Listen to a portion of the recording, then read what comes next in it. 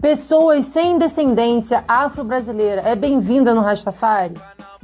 Enquanto a cor da pele for mais importante que o brilho nos olhos, haverá guerra. Majestade Imperial, Haile Selassie ou Rastafari. Esse é o trecho de um discurso eternizado em música por Bob Marley na canção War. Agora eu pergunto, você acha que um movimento que tem como fundador, né, como raiz, como origem, né, alguém que proferiu esse saber, realmente não vai ver com bons olhos ou não vai ser acolhedor com pessoas desmelanizadas, vulgo brancas?